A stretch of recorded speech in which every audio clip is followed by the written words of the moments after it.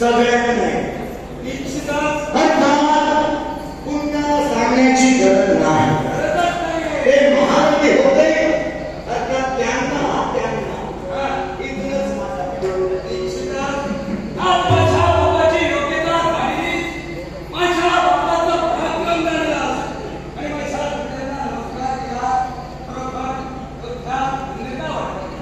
योद्धा तुमच्यातील याची कल्पना येताच माझ्या पितृदेवतेनं माझ्या मस्तकावर लाथ मारली त्यांना सुद्धा आम्ही प्रश्न विचारला होता हा तुम्हाला सुद्धा विचारायची कारण तुम्ही खतखता मेलेला विश्वास काय कोणता आनंद तुम्हाला मिळाला म्हणून माझ्या बापाला लाथ मारली म्हणून तुम्ही हसला छावणी निर्माणाच्या पाशी तू आलास होय आणि तिथे येऊन पार्थराजांना शरण गेला होय त्यापूर्वी तो अश्वाचं बंधन केलं होतं आणि छावणी दरबारात येऊन धनाधारी पार्थांजवळ दरबार खंडणी तू दिलीस तेव्हा तुझ्या मस्तकीचा रक्तापात झाला याच्या मुळाचे कारण त्यांनी तुझा धिक्कार केला आणि तो कोणत्या कारणासाठी असेल तर तू त्यांना त्यांची पितृदेवता संबोधलीस म्हणून त्यांनी तुझ्या मस्तकी रक्तप्रहार मारला कर्णपुत्र आई सांगत ते खरं की खोटं आई सांगते आई मुलाला ते कथित करते ते खरं की खोटं खरंही असू शकतं आणि आई प्रसन्न नसल्याचं म्हणू शकते नाही ऋषभेतो काय चुकतोय कोणत्या कारणात कुठची द्या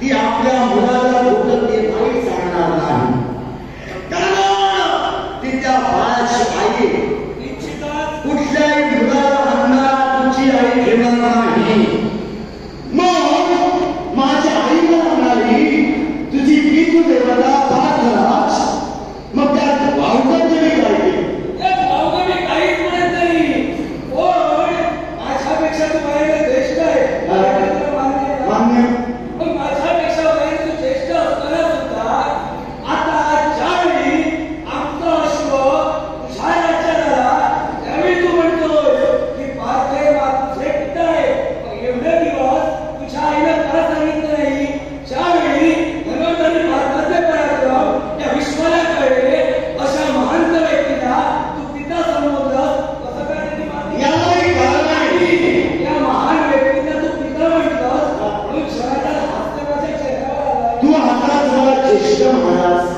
होय हे तुमचे शिष्टाचार चार काढे ज्येष्ठ हसण्याचे आमचे शिष्टाचार ते नाही पण तुझा शिष्टाचार हा होता का तिथे पार्थराजांना पिता म्हणून का संबोधलं अरे बापाला शरण जाण्यासाठी कोणत्याही मुलाला हरकत नाही निश्चितच किंवा त्यात कमतरता नाही मी जर एक राजकर्ता असतो तरी सुद्धा तिथे एक राजकर्ता म्हणून आलो नव्हतो कारण माझ्या मस्तकावर शिरस्त्राण नव्हतं मी एका बापाचा पुत्र म्हणून तिथे आलो आता तुझा प्रश्न आई